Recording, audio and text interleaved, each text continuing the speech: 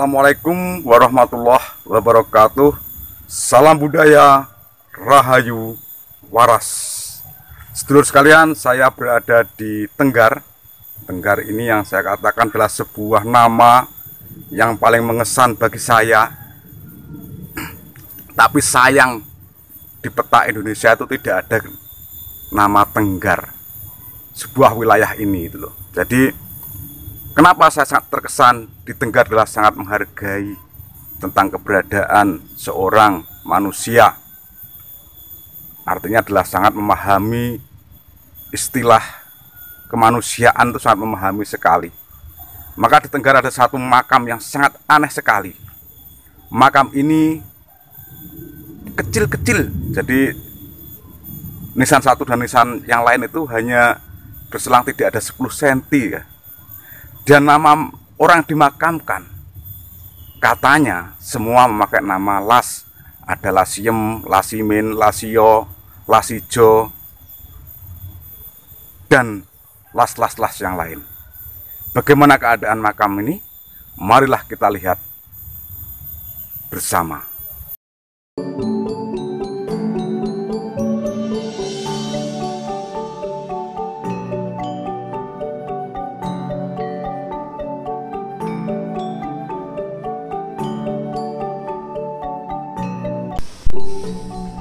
Sedulurku sekalian, inilah sebuah gang yang berada di Kampung Tenggar. Gang inilah yang menghubungkan satu rumah ke rumah yang lain. Karena perkampungan di Tenggar bergerumbul, kadang cuma 2 rumah, 3 rumah, 4 rumah, dan sela-sela adalah dihubungkan oleh jalan setapak sedemikian ini.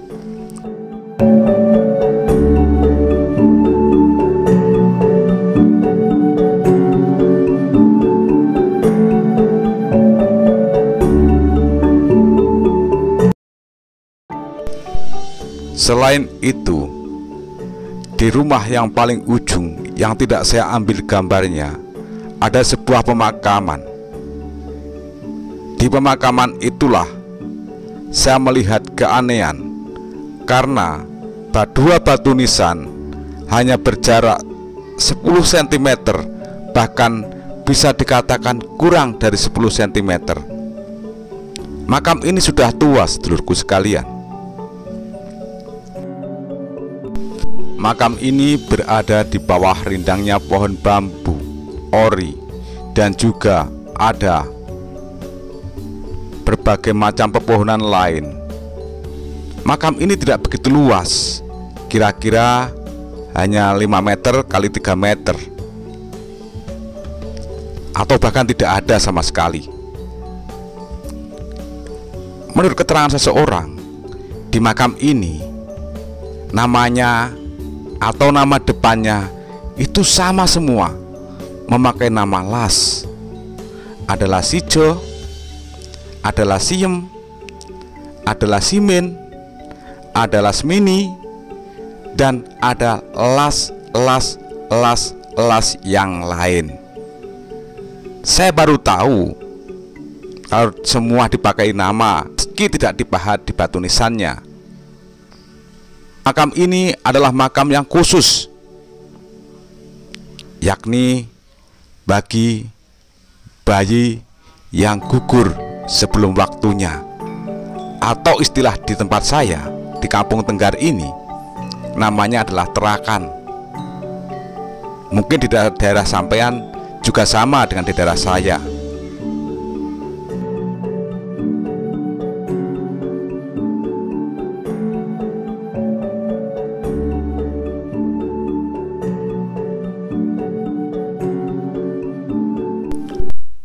Sedulurku sekalian, dari keberadaan makam ini saya pernah bertanya kepada orang tua,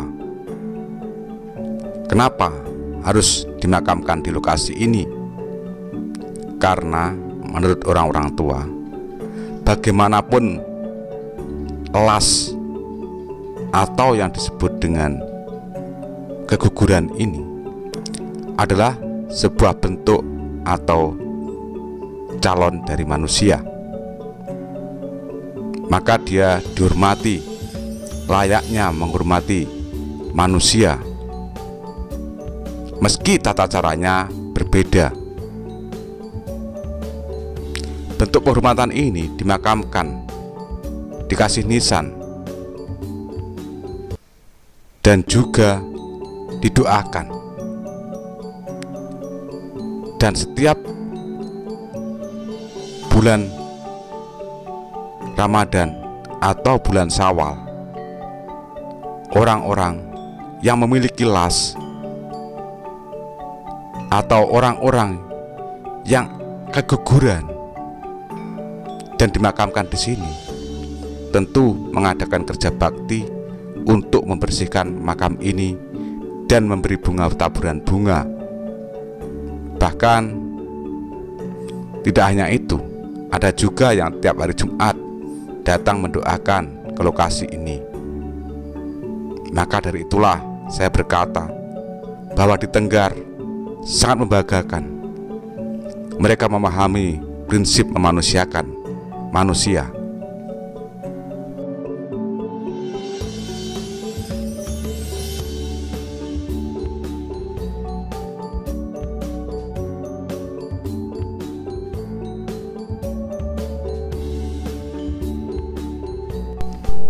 Sedulurku sekalian, yang paling asik lagi untuk kita pahami adalah prinsip memberi nama kepada las atau calon bayi yang gugur ini.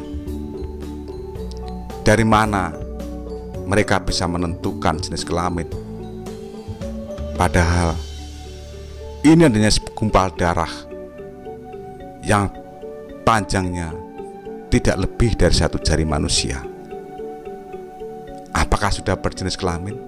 Bentuk pun belum ada. Tapi sebagai orang tua yang bertanggung jawab,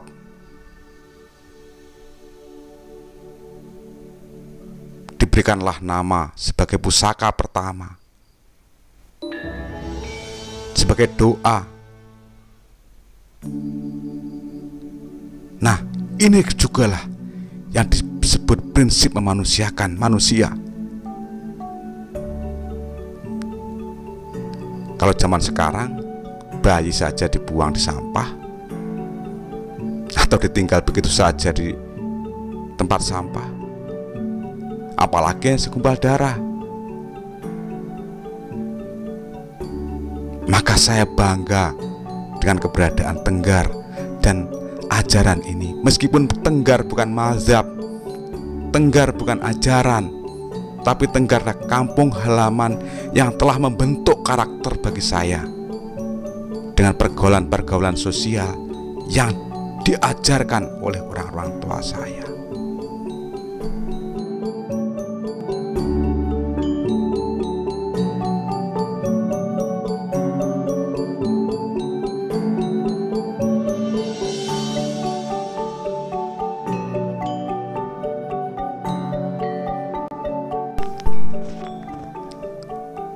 Saya teringat satu pesan dari nenek saya. Memang raja Naoto, rojo atau noto atau bayi yang mau berproses menjadi bayi lahir ini pada bulan yang kedua atau ketiga kalau nggak salah, itu memasuki alam gontar-gantir. Alam gontar-gantir, alam yang gawat keliwat-liwat, jan momoro jan memati paribasane. Jadi pada penentuan inilah sang calon rojo atau calon noto ini mampu lahir benar nantinya ke dunia atau harus gugur dalam perang di alam gontar-gantir ini. Sedulurku sekalian, saya teringat benar dengan pesan ini. Maka ya, Baginda Tenggar bukan mazhab, bukan ajaran, tapi Tenggar adalah pendidikan bagi saya.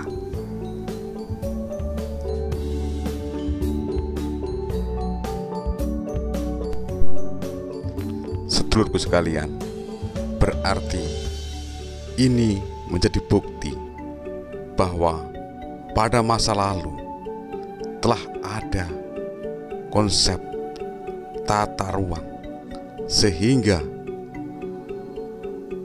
makam untuk las saja disediakan tempat tersendiri. Sedulurku sekalian, demikian dulu apa yang bisa saya sajikan. Ada kurang lebihnya, saya mohon maaf yang sebesar-besarnya. Akhirnya teriring satu ungkapan, ono rino, ono upo, ono awan, ono pangan. Salam budaya, rahayu, waras.